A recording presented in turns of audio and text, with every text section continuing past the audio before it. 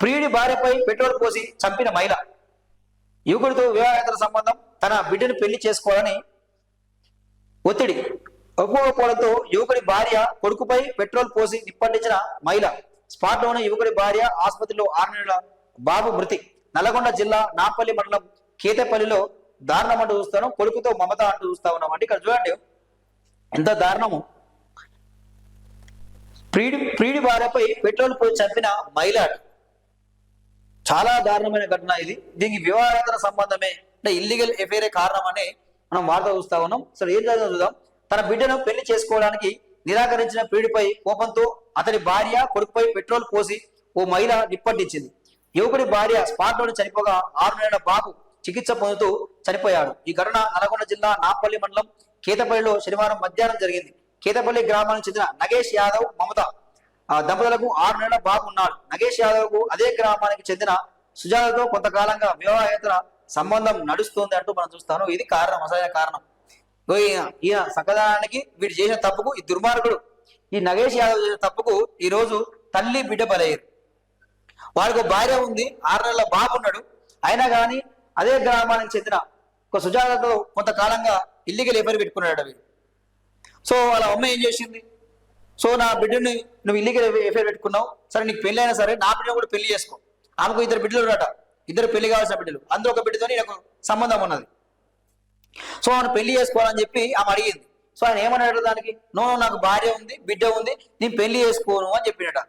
అరే సన్నాసి విధవ, సోయిందారా? అవలేగా లేకున్నావు నువ్వు, నీకు సోయిందారా కొంచెమన్నా? ఏమన్నా నీకు భార్య పిల్ల గుర్తురారా? మరి ఇల్లీగల్ ఎఫైర్ పెట్టుకున్నప్పుడు ఆమె దగ్గర పోయినప్పుడు అప్పుడు గుర్తురాదా నీకు భార్య పిల్లలు? పెళ్లి చేసుకోనేసరికి నీకు భార్య పిల్లలు గుర్తొచ్చిరా? నువ్వు చేసిన తప్పుకు ఆ పాపం నీ భార్య, నీ కొడుకు బలయ్యారు. ఆమె అదే కోపంతో వచ్చి ఆమె మీద పెట్రోల్ పోసి నిప్పండించింది. పాపం ఆమె మంటల్లో కాలు చనిపోయారు. మంటల వేలో బాబు కొంచెం దూరంగా విశ్లేషణ కానీ అప్పుడు బాబు కూడా హాస్పిటల్ చికిత్స ముందు చనిపోయాడు. ఇది ఇలాంటి దారుణాలు జరుగుతూ ఉన్నాయి. చాలా వరకు కూడా ఇల్లీగల్ ఎఫైర్ ద్వారానే ఈరోజు చాలా వార్తలు చూస్తూ ఉన్నామంటే మనం. భార్య భర్తను చంపడం, భర్త భార్యను చంపడం, అత్తమామలు చంపడం, మనకి మొన్న తల్లిదండ్రులను చంపడం, రకరకాల వార్తలు చూస్తూ ఉన్నాము. సో ఇది నీకన్నా కొంచెం ఆలోచన ఉండాలి కదా అమ్మ. సోయిందా అమ్మ, మనకి పెళ్ళి అయింది, పిల్లలు ఉన్నారు, నీ బిడ్డకు నువ్వు బుద్ధి చెప్పుకోవాలి కదా. నీ బుద్ధి చెప్పుకోవాలి నీ బిడ్డకు. నువ్వు చేయడం తప్పు బిడ్డ, ఇట్లా ఏదో మనకి పెళ్ళి అయింది, పిల్లలు ఉన్నారని చెప్పాలి కదా. అదే వదిలేసి నువ్వు వంతవాడి సహకరించి ఈరోజు చంపినావు నువ్వు. అదే నీ బిడ్డ ఆ పని నీ బిడ్డ మీద చేయకపోయాను, తప్పు చేస్తున్నావు అని చెప్పి, ఒక కుటుంబం నాగం చేస్తున్నావు అని చెప్పి. ఇది ఇలాంటి దారుణాలు జరుగుతూ ఉన్నవి. పాపం చూడండి, 6 నెలల పసికందు పాపం. మనకేం తెలుసు?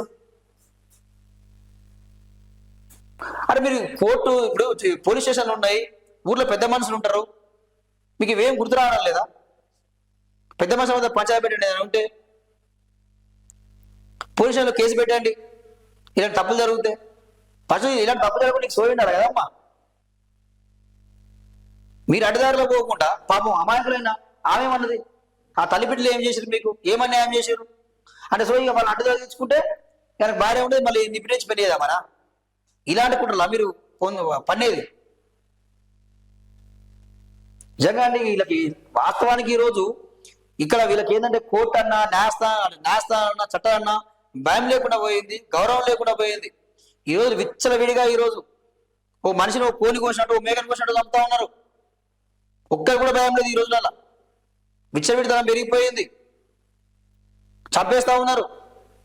మారితే ఏమవుతుంది, కోర్టుకు పోతాం, బెయిల్ మీద మళ్ళీ బయటకు వస్తాం అని ఇట్లా మాట్లాడు. అక్కడ ఏంది, చట్టాలంటే భయం లేకుండా పోవడమే. కఠినమైన చట్టాలు రావాల్సిందే ఇలాంటి విషయాల్లో. ఎవరైనా చంపితే మళ్ళీ వాడు బయటకు రావద్దు, జీవితాంతం అందులో ఉండాలి. అలాంటి చట్టాలు లేక, భయం లేక ఒక్కొక్కరు ఇష్టం వచ్చినట్టు విచ్చలవిడితనంగా పేటరైపోతా ఉన్నారు, తిరుగుతూ ఉన్నారు. ఈరోజు చంపడం అంటే ఏం లేదు. ఓ రోడ్డు మీద కుక్కను కొట్టినట్టు, లేకపోతే ఓ కోడిని చంపినట్టు, ఓ మేక చంపినట్టు ఈ విధంగా చేస్తా ఉన్నారు. దీనికి కారణం అంతా అదే, భయం లేకుండా పోవడము. చట్టం అంటే భయం లేకుండా పోవడమే. కూడా నీకు ఇట్లా ఇల్లీగల్ ఎఫ్ఐఆర్ పెట్టుకొని కుటుంబాలు ఆరాం చేసుకుంటా ఉన్నారు, నాశనం చేసుకుంటా ఉన్నారు. మేము ఒక మర్డర్ చేస్తున్నామని సోయి మారుస్తారు. క్షణికావేశంలో ఏం చేస్తున్నారో మీకే తెలియడం లేదు. మీరు ఒక మర్డర్ చేస్తున్నట్టే. ఈ పాపం ఊరికైనా పోద్దా?